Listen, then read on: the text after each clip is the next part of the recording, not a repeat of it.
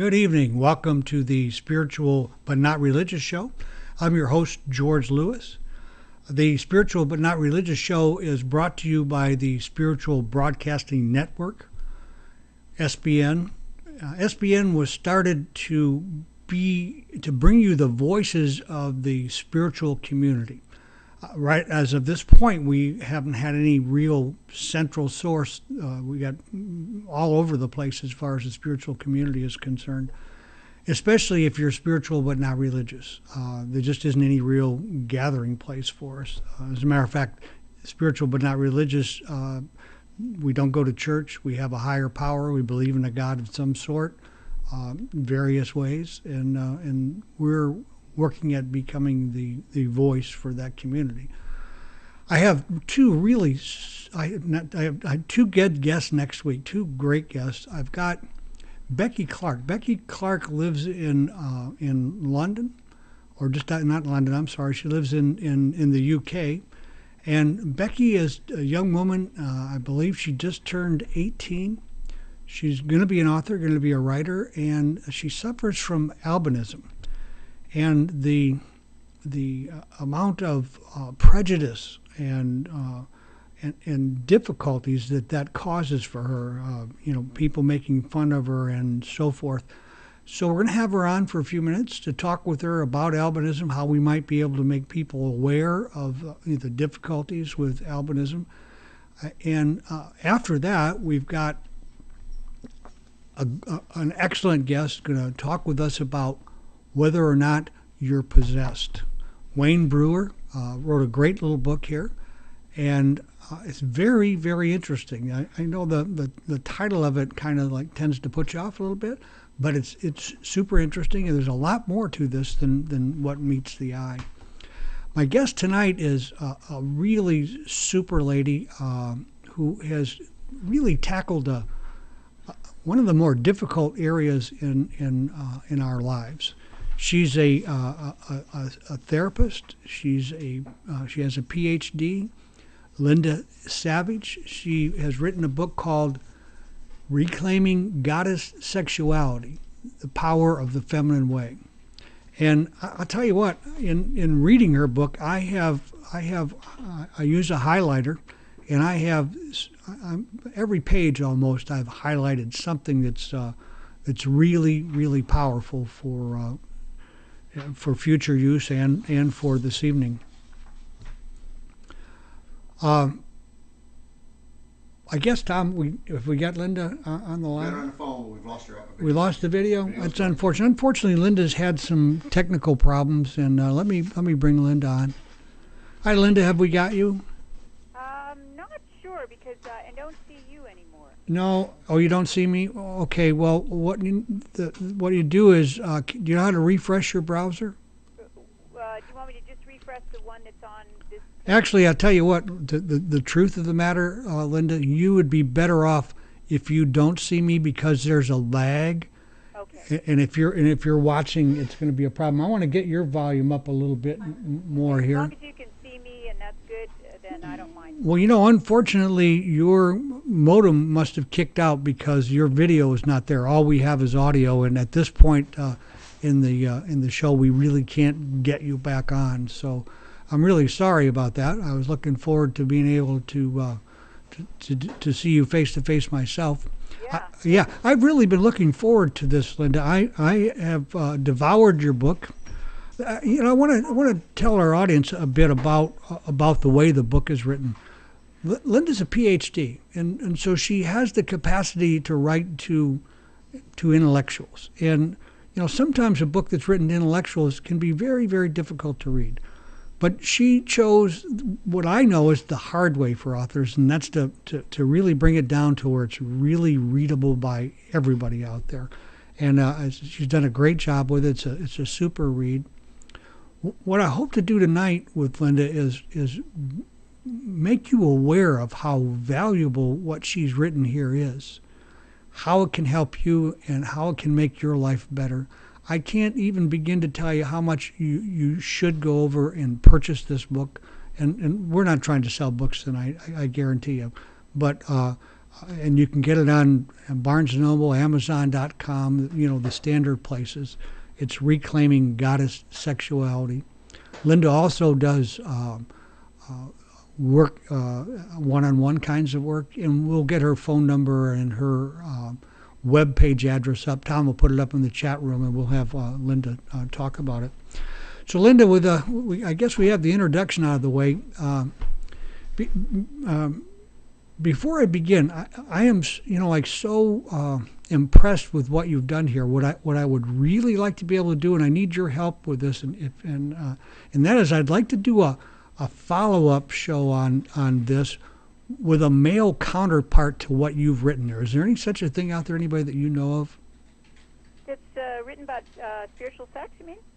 Yeah, well, that really complements your work, so that we can speak to the males on the next show. Well, I have a couple of ideas.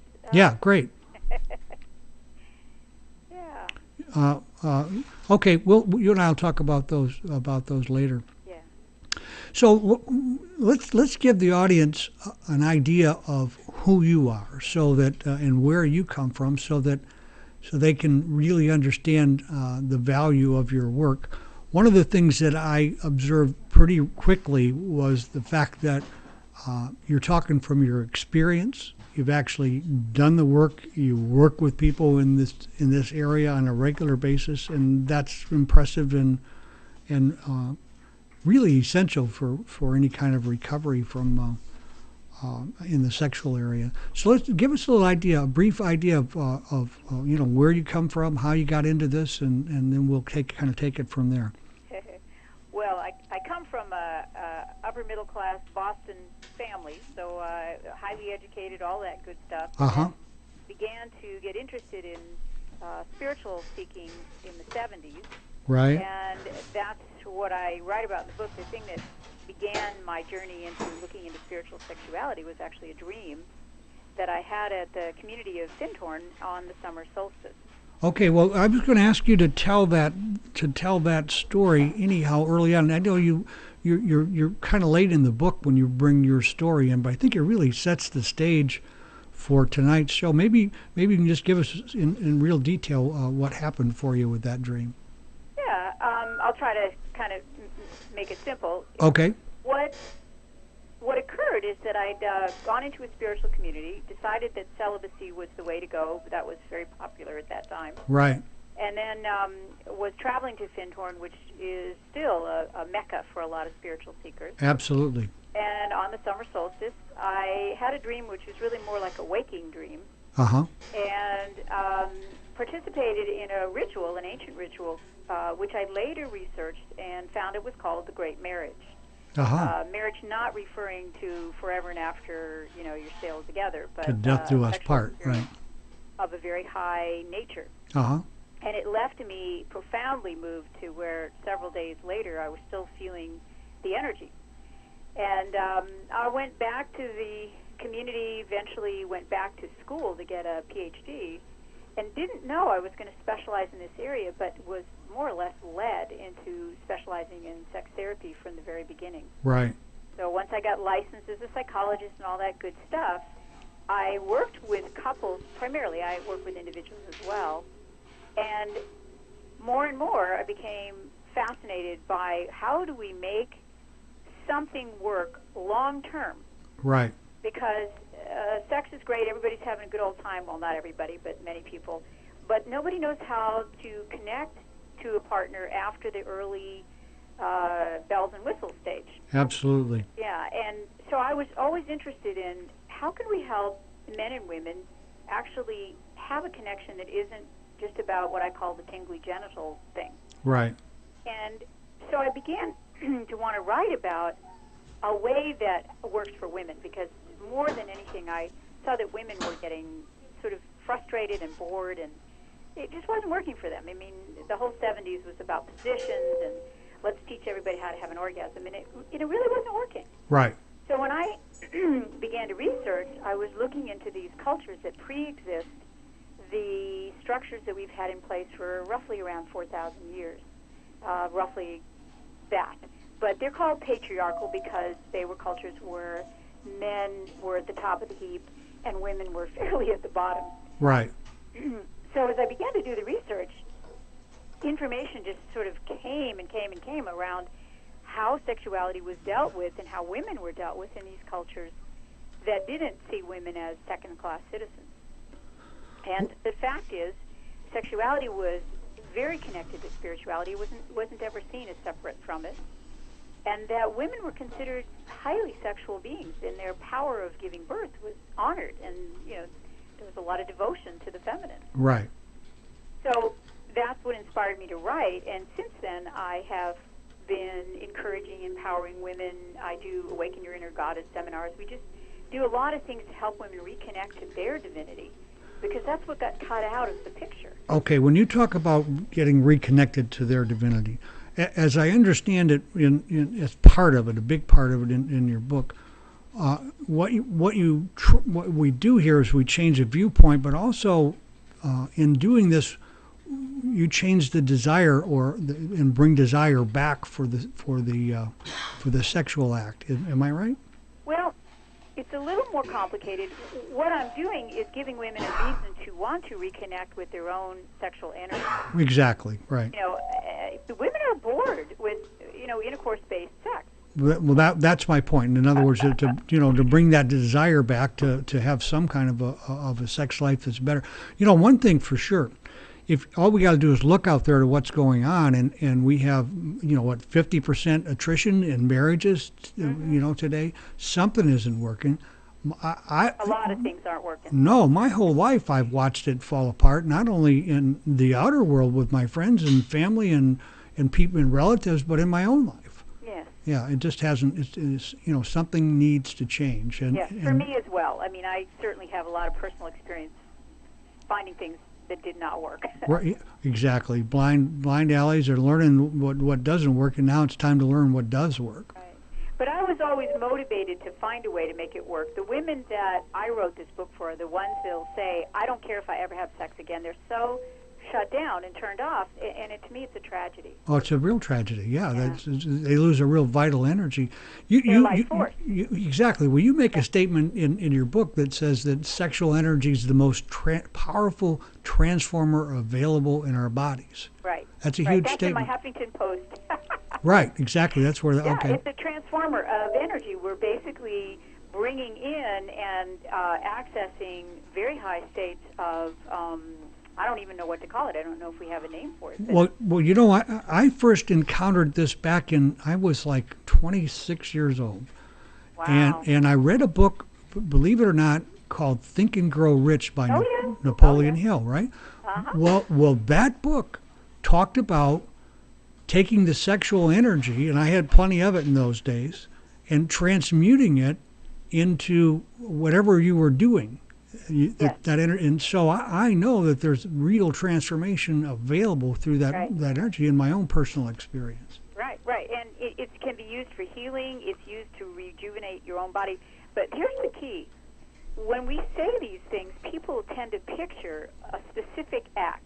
Sex is something you do with somebody else, and usually it's a very limited thing that you do. Yes. But when we talk about transforming in our bodies, our healing, making it powerful for us as human beings, it doesn't have to be partnered sex.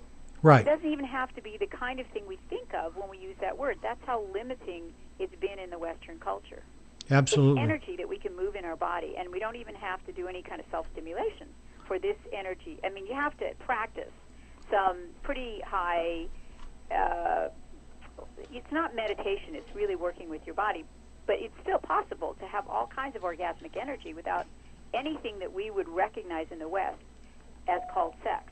And the real key is to bring your will into this, in Yes. your intent. Yes, absolutely. And for me, it's about looking at this whole wonderful room of treasures that are available so you can have partnered sex when it is connected and it's not being done just to get to sleep or, just to get off, which is where our culture goes with it. So you can have that. You can also have your own spiritual experience with self-stimulation. You can also use the energy, run the energy as you work with people, as you do, and again, it's not this perverted idea that people have. It's not genital sex. It's really this energy that goes through your body. Right. Yeah. So tell me, in order to learn how to access that, does that require therapy? Is there, do you have some kind of a CD, something that, some way that people can do this on their own? Absolutely, people. I mean, there's plenty of books written about spiritual sex. Some of them are, in my opinion, way too detailed and too arduous to even get through. Right.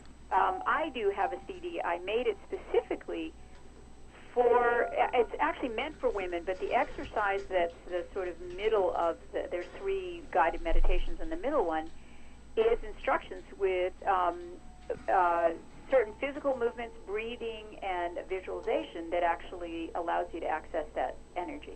Okay. And that's available on your website? Yeah, it's available on my website and also Amazon.com. It's Okay. called Maiden, Mother, Wise Woman, Reclaiming Our Sexuality. Okay. And David Data, who's also writes about spirituality and sexuality, has exercises as well in his book. So, And what's that name again? his name is David Data. It's spelled D-E-I-D-A. Okay. Yeah. All right, great. So if you're out there and you're thinking about giving this a try, you want to find out about that energy, there's a couple of sources that will help you. One of the things, the other thing, you just said so many really powerful things that really spoke to me at any rate, that I really understand as being true. And that's important. Self-help books, there's plenty of them out there that sound like they ought to work, seemed like they ought to work, but by God, they just don't somehow or other really work for us. Yeah. One of the things you said is that every loving relationship is an invitation to transform. And it's our task and our joy to accept the mystery and surrender to that experience.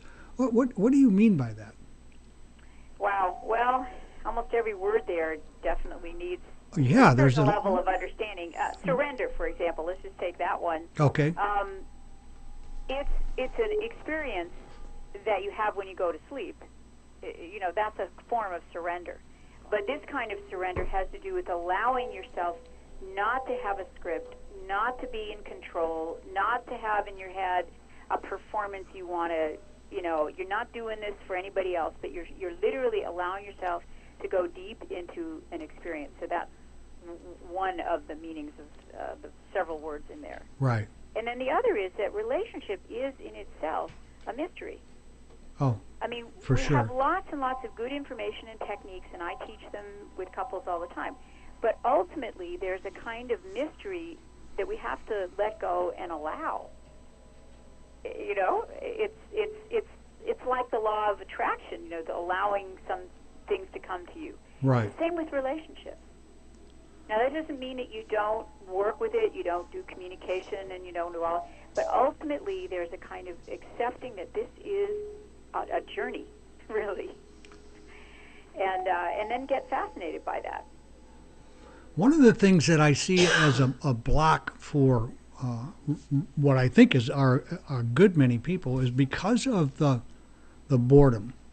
Oftentimes, we'll go into a sexual fantasy and not even be with the partner.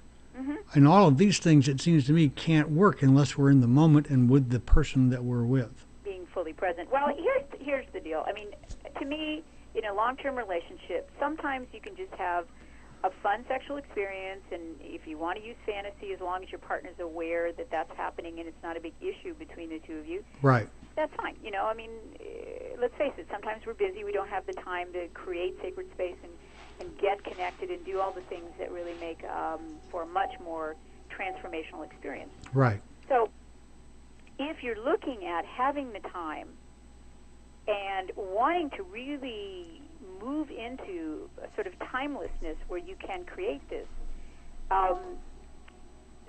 then you have to do some things to make it possible. Right. And one of them is to bring yourself into the present. It means letting go of not only your stuff, but the issues in the relationship. It's really shedding all of that and creating the atmosphere, sort of creating the magic circle. And then when you go into it, you are relating as the essential lover that you are. Right. Then all the ways in which you know how to connect, the breathing, the holding each other, the eye gazing, the allowing each of you to move into a very sacred place. And Right. you're present.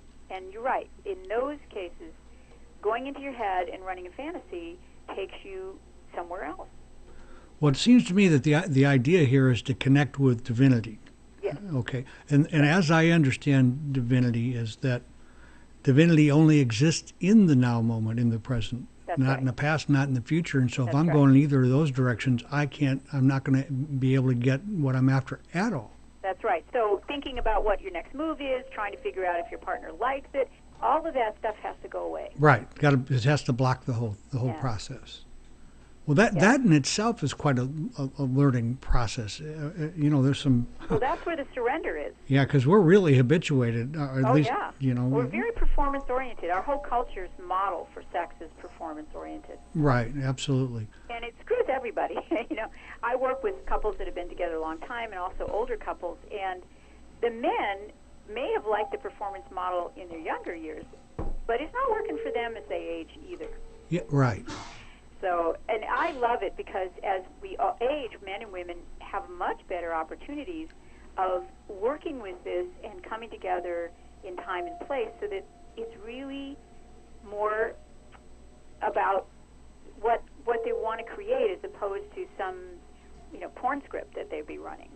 Right, or some need to procreate. That Yeah. that part is pretty well Well, gone. procreative sex can be actually pretty magical if you are fully present in the moment. But Yeah, well, and I think that's the key, isn't it? Being present. when you know you're bringing in a being from spirit into the world, it's an amazing high. I've had that experience where I knew I was conceiving in the moment of conceiving, and I wouldn't knock that.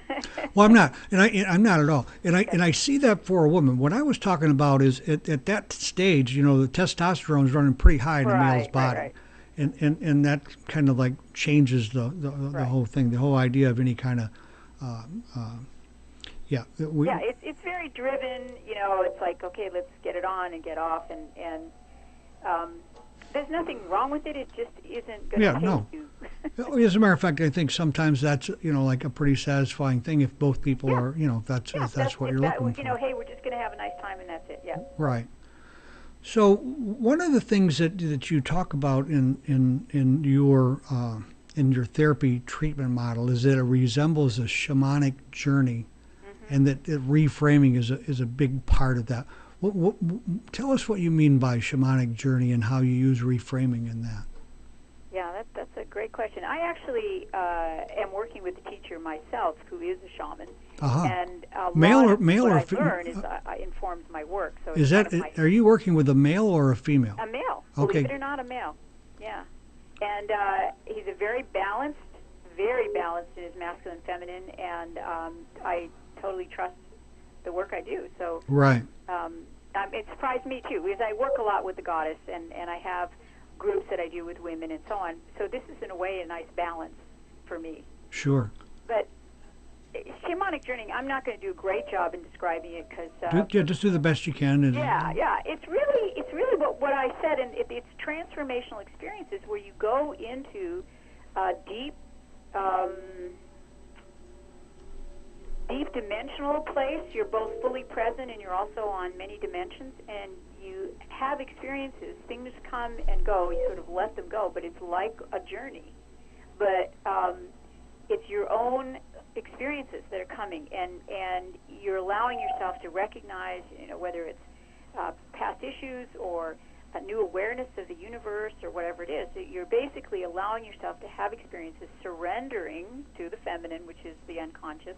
Right. And as you... And when you say that, you're talking about both male and female surrendering to the feminine. Yes. Oh, absolutely. Yes. Absolutely. Yeah, journeying is it's hard to describe, but essentially you're taking yourself out of the physical world into a more dimensional world. Right. And you can use drumming, you can use all kinds of ways that people allow themselves to go in there. But what happens when you consciously choose it, and then when you're through the journey, you integrate it into your life. To me, relationships really are an ultimate journey, because things will happen, and you work with them, and you come from your highest self, and you keep working. Right. And it does take work, doesn't it? Yeah, it does. Takes But desire. people groan when I say that, and you can make it hard by resisting, Right. or you can just go in with telling the truth, getting present, being able to say what's going on right now inside of you. Being fully present to that. Most of us in relationships have a hard time saying, okay, here's what's coming up for me at this moment.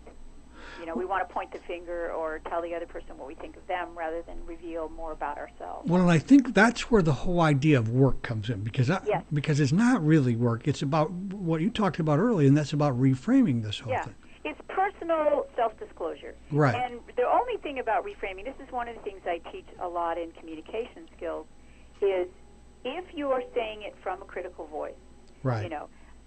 This doesn't work for me because you do blah, blah. It's not going to come across in any way that's going to be useful to either person, because the other person will get defensive. And that goes for everything in a relationship. Yeah, absolutely. I'm Yeah. a firm believer in teaching communication skills, and all of them have to do with how to minimize the defensiveness of the person you want to communicate with. Well, certainly the sexual encounter is about communication. Absolutely. Yeah, totally Absolutely. about It's communication. about being fully present and able to move with or say what needs to be said in the moment. Right. And that's not easy to do. It's easy when we get together in the beginning because we're on a kind of brain high, literally. We've got dopamine, norepinephrine firing in our brains. And so we have those flowy experiences where, you come up for air and wonder who was who, Yeah, exactly. You Yeah, just the merged. dilemma in those early sexual experiences, which for a lot of us are like, wow, I'd really like to have that in my long-term relationship, is that it is based on literally ecstatic brain chemistry that doesn't last. So your inner pharmacy is kind of taking care of all that for you. Yes, exactly. And even then, for some couples, that doesn't ever quite work for them. But Right.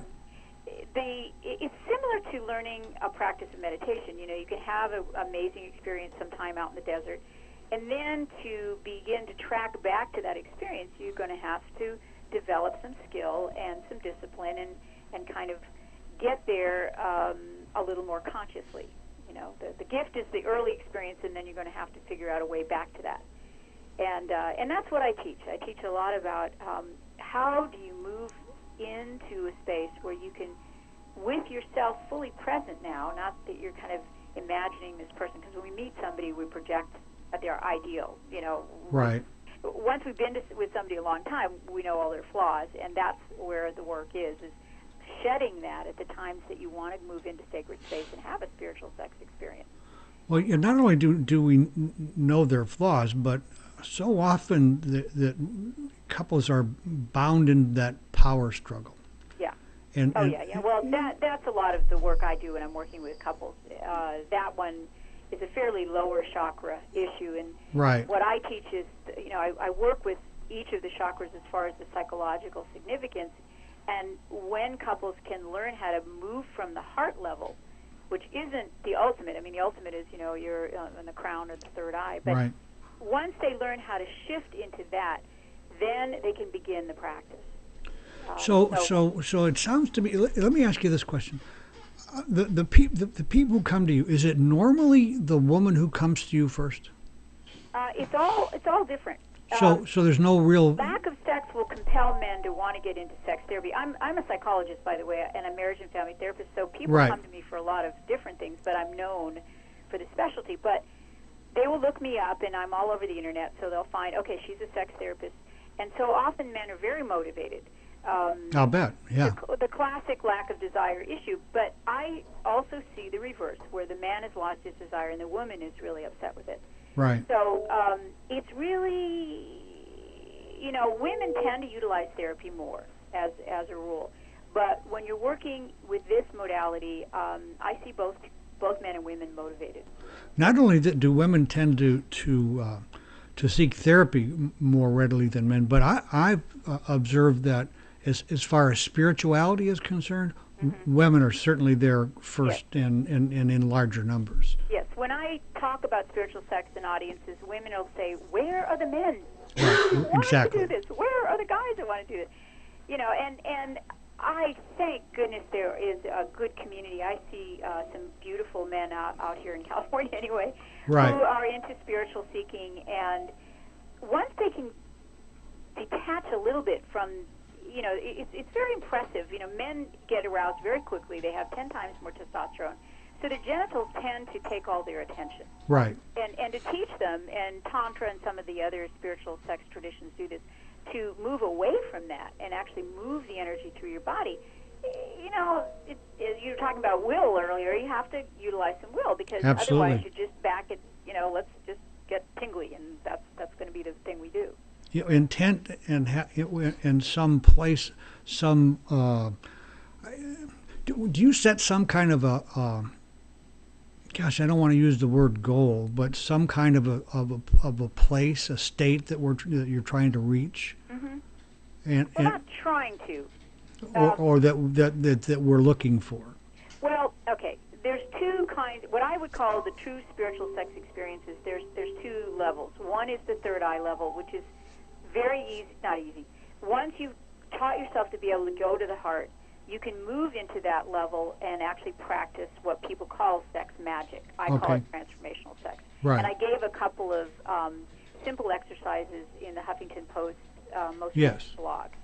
And just to make it simple, you can actually imagine this field, this an energetic field, a magnetic field that you create, and particularly when you're making love and you're really being connected and conscious.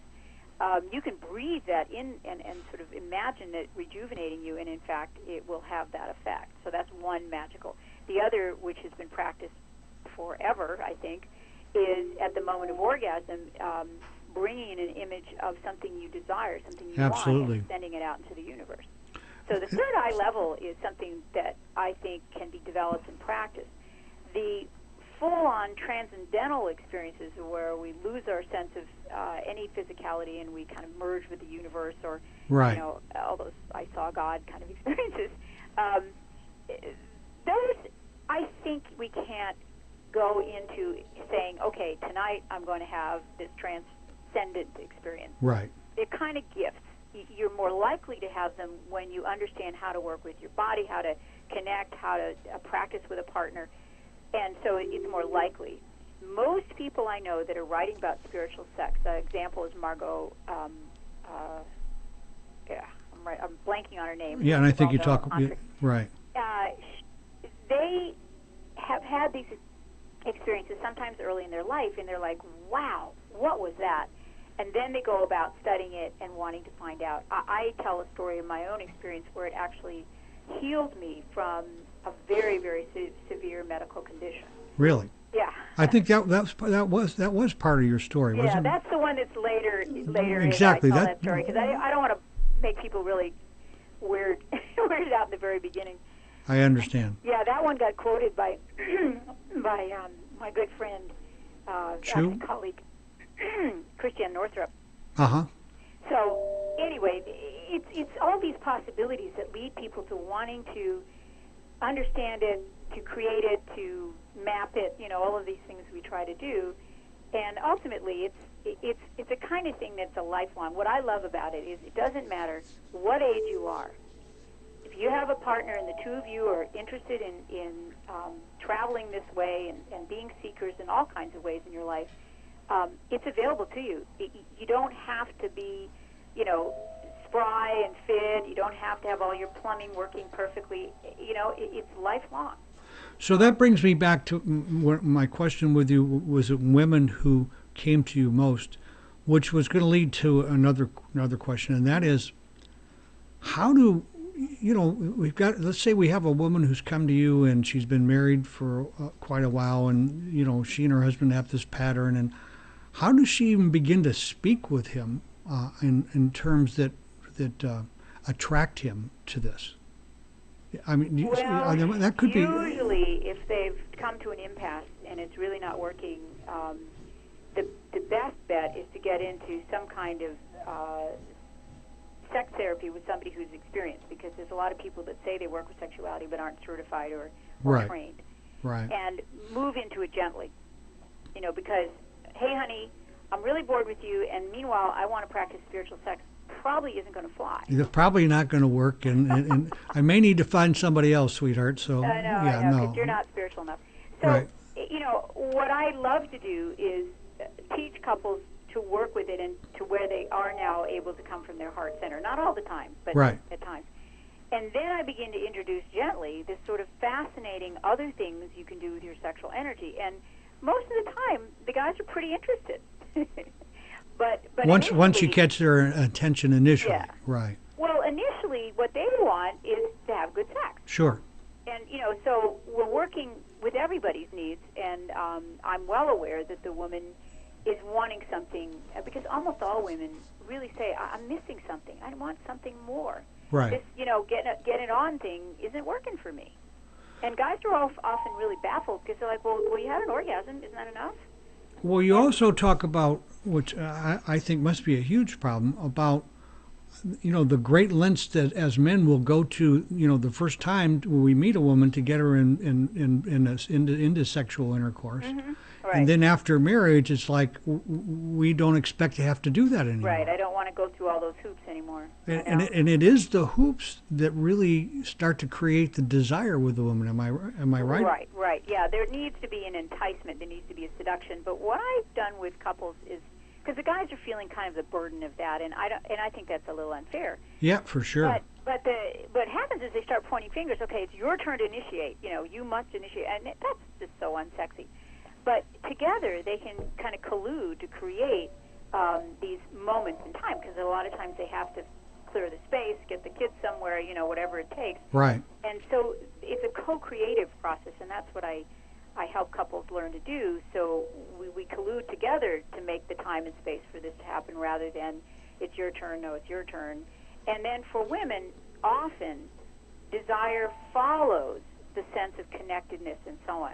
Right. Women will say, I don't feel any interest in sex, and what they're saying is, I don't feel that tingly thing that I used to feel in the beginning of the relationship. And I always tell them, don't worry about that.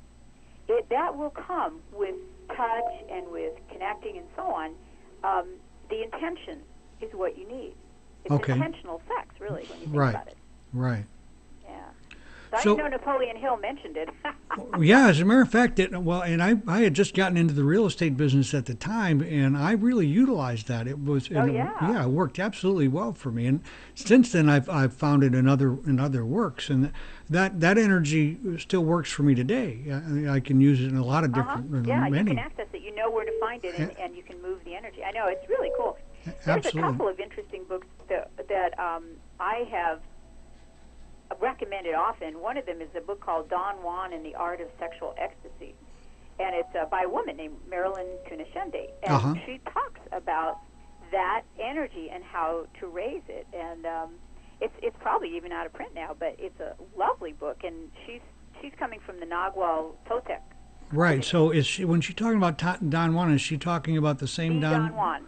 Okay, great. Because that was that was one of my teachers. I couldn't hardly wait for the next book to come out in that whole series. Yeah, they were real popular. And the book isn't about sex with Don Juan.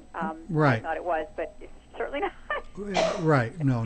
But it is that tradition and their views on sexuality. So that's just one example of a completely different paradigm, and that's what I'm interested in, is helping people get out of this very limited, in my opinion, boring paradigm, and move to some really interesting. I mean, my feeling is that the way we view sex in this culture, which is positions and intercourse and all that, is maybe a tenth of what is really possible.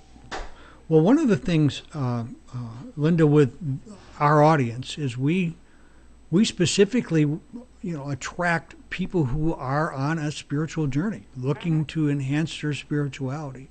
And so for them to be able to find a way to bring their sexuality to play in that, to find those higher places, it's very interesting. We have had a high amount of people who have told us that they through our invitations, they plan to be tuned in this evening, and a great deal of interest has been generated. Oh, good. One of the, Linda, one of the things that you talk about, and boy, I think I see this as being a huge problem, and you say that sexuality and self-esteem low self-esteem is a big problem in this. Hmm. And how does that play in your mind? How does self-esteem play, and what do you do about it as far as working with couples? Okay, so that's about a 5-hour answer. So I let thought- me give you the short version. I thought. I mean, self-esteem is at the base of an awful lot of what goes on with people's depression, anxiety, etc. But sexuality is one of those areas where we are most vulnerable.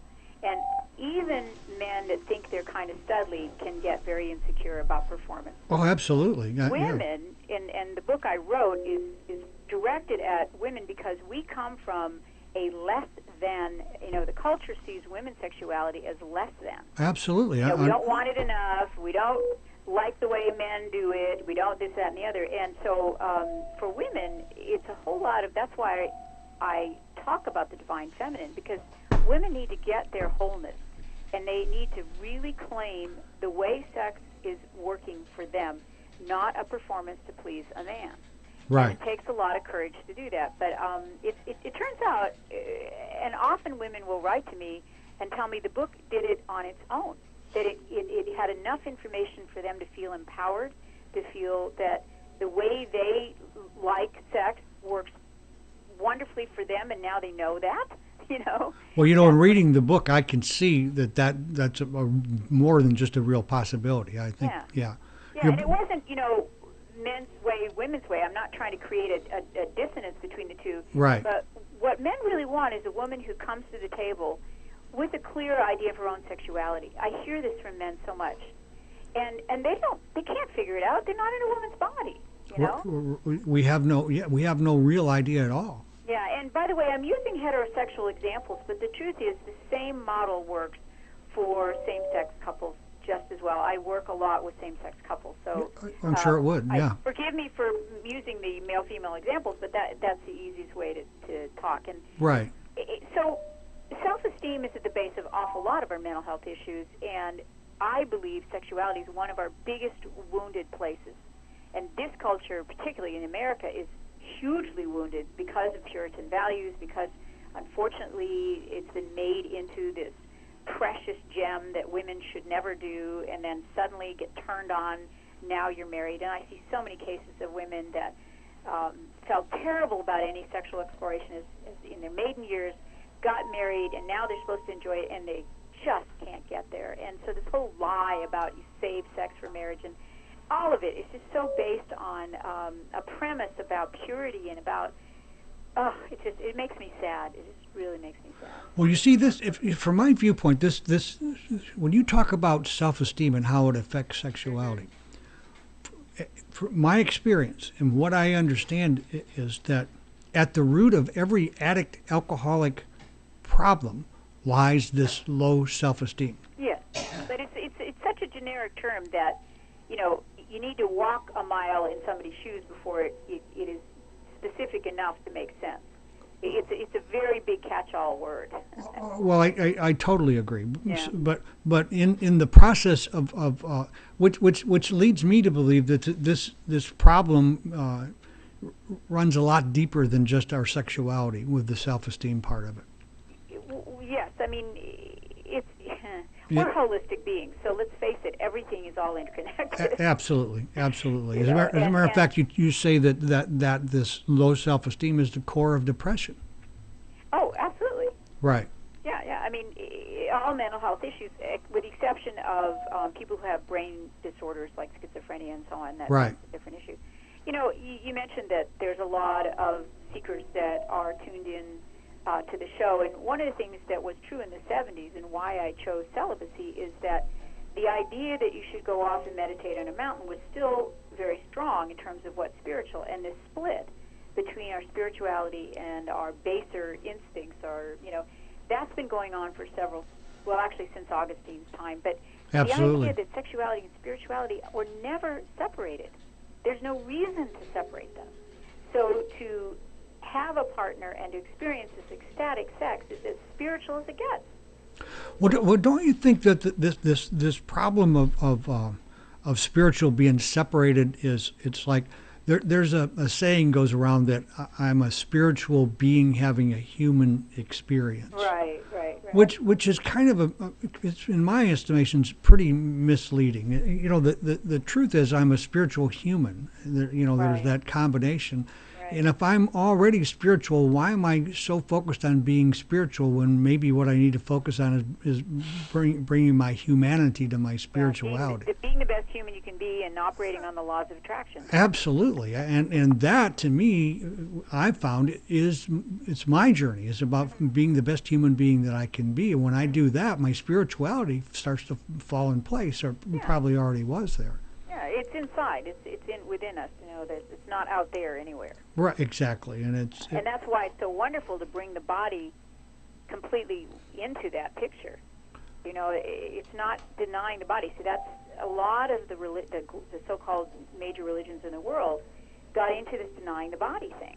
And it's sad. It was somebody's idea of how to be more spiritual, and I believe, and this is going to maybe offend some people, that because men had a hard time sort of not thinking about sex, it became more possible to, reach some state if they didn't have sexual stuff to worry about. And I think it's sad because it's very sad. It's cutting off half your body, in my opinion.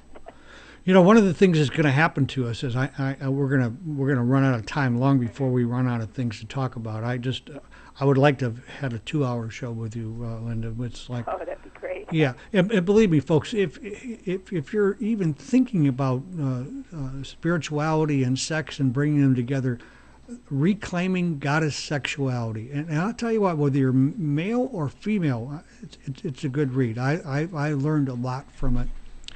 Let's talk a minute about, because I think this is a huge issue. You talk about the female's magnetic power of attraction. Mm-hmm.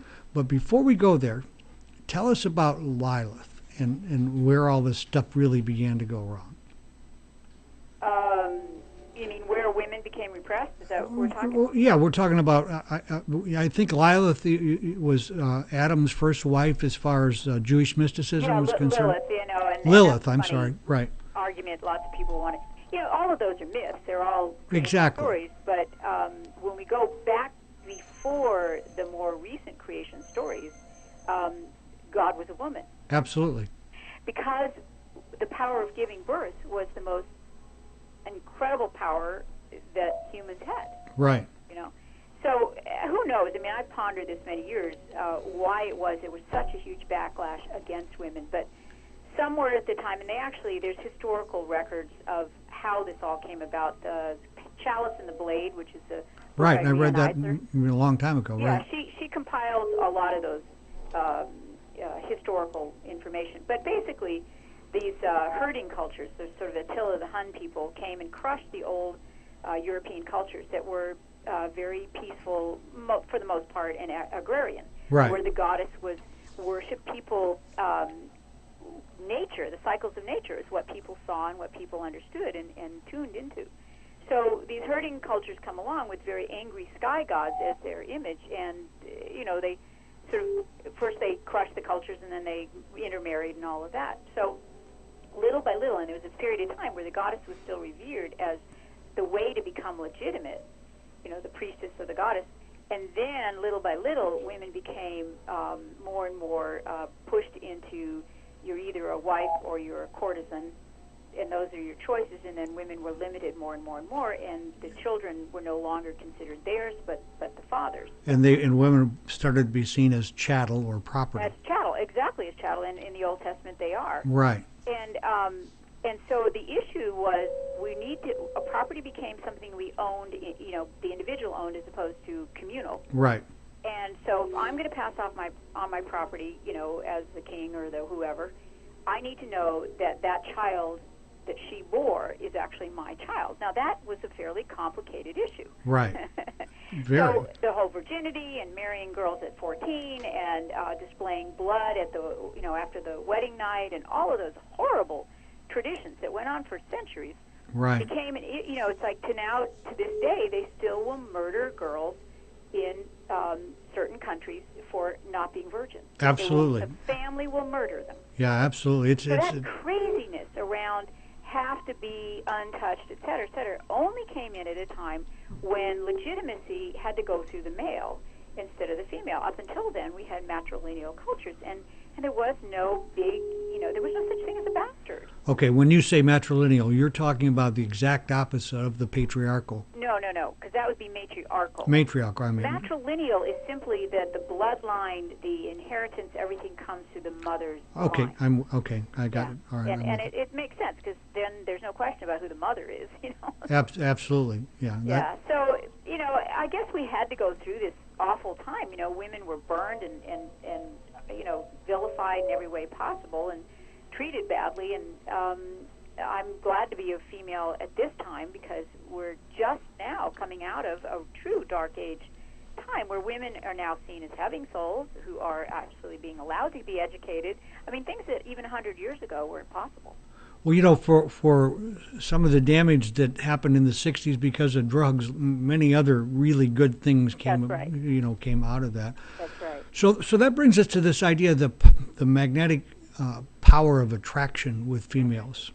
When I read that, the thing that made me think of is the fear that can cause in a male, especially if it's misused. Especially if it's misused. Yeah, and so all of these crazy things that happen with men who were toppled from high places because they couldn't resist some girl in their office. The thing is, it doesn't have to be dangerous. It was seen as dangerous because sex and who your heir was became such a big issue. Right. But cultures like the Polynesian cultures that allowed teens of a certain age to explore and enjoy, the dynamic energy of the male and the magnetic energy of the female was honored and celebrated, and it wasn't, nobody was taking anybody for a ride. But when the whole issue of celibacy and, save yourself till marriage and all of that came so big, the idea that men feel so compelled, there's countless stories of men whose lives were ruined because they couldn't, hold themselves back from, and therefore did things, including rape.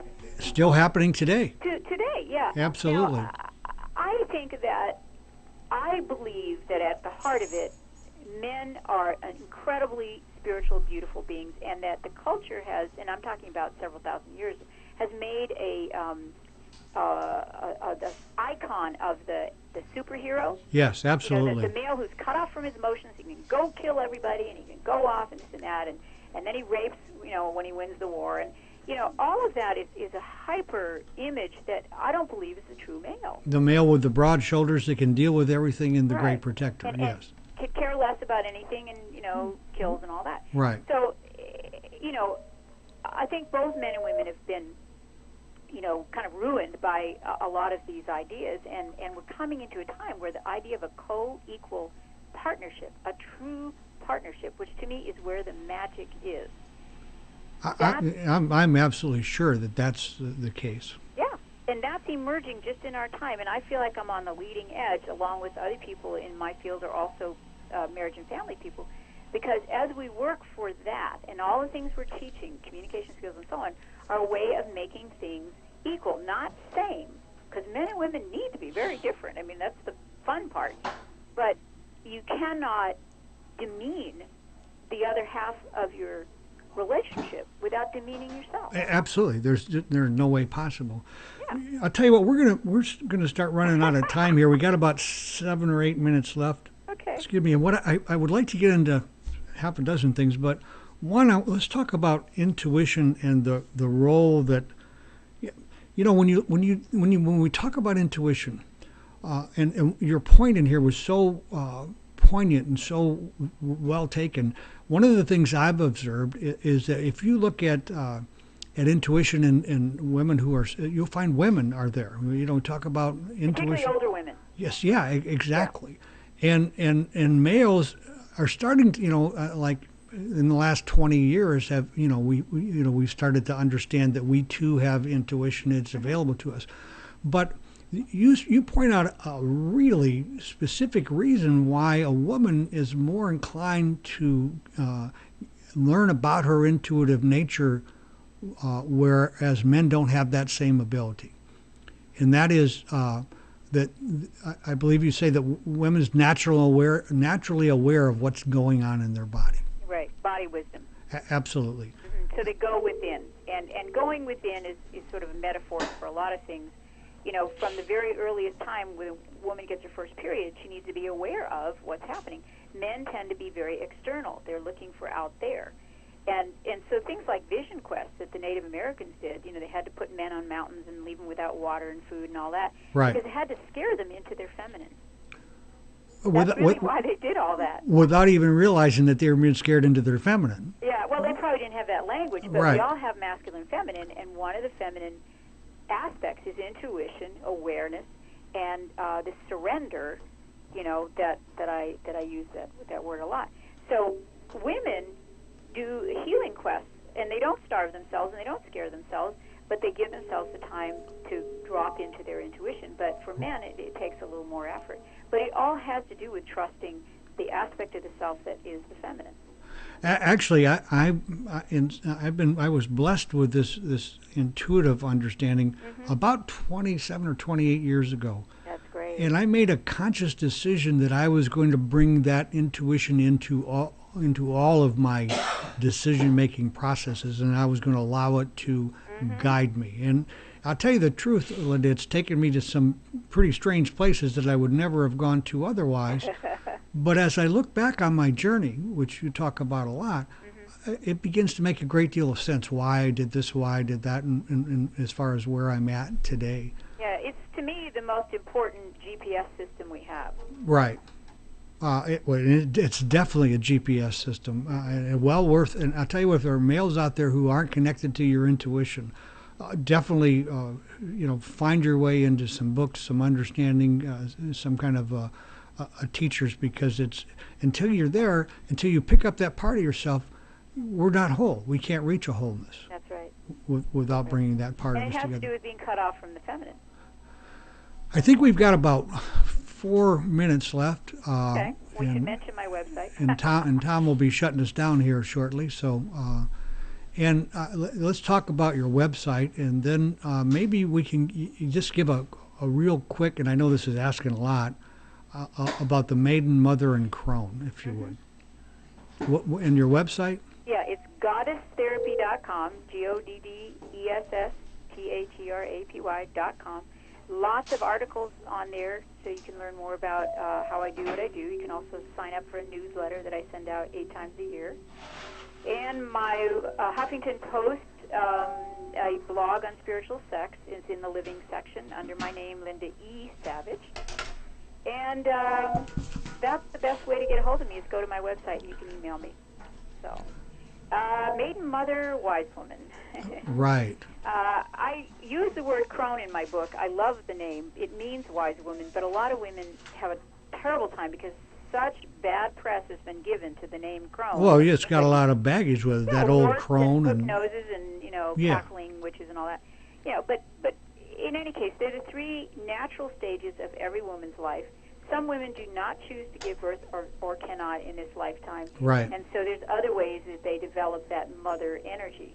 But maiden refers to from the first period till you either give birth or you shift into something that allows you to be mothering in some way. Right. And it doesn't refer to having a hymen. Never should have. That whole hymen frenzy is crazy. Pretty amazing that ever come in. Yeah. I mean, and that we would kill somebody for not having one is unconscionable. But anyway, and then the wise woman is a very long, protracted transitional time. You have the transition into motherhood. You have 9 months. And then you have this initiation experience called childbirth, which is a very powerful spiritual experience. Absolutely. And then you have what we call perimenopause now, which could be up to 10 years of a lot of changes in the body. And if women use their wisdom, their inner body wisdom, and find the herbs, find the ways, find what's right for them, all of that learning then leads them to be amazingly more intuitive and, in fact, psychic. A lot of women's psychic abilities develop at postmenopause. Part of it is based on the elevated FSH, hormone, but won't go into that. But because we actually smell, we have a sharper sense of smell, a sharper sense of hearing, all of that gets more. So the reason that women were always traditionally wise women is because they actually had more powers to pick up and to sense things. At that particular time. Right. You know what? We are We're totally, out of time. totally out of time. I'm going to have to let you go. I'm going to look at having you back at some point in the future, and I definitely would like to talk with you about a male counterpart. But listen, Sure. thank you for taking an hour out of your evening and sharing with I us. apologize for my modem not working. It's technical stuff, you know. It's like that stuff happens all the time. So we Right. were just glad to have you and your voice and your wisdom. So you have a good evening, and thank you so much for joining us. Well, thank you, George. And I'll look forward to talking to you again. Absolutely. Bye-bye. So, believe me, reclaiming goddess sexuality. Give it a try. I promise you that you will love it. Next week,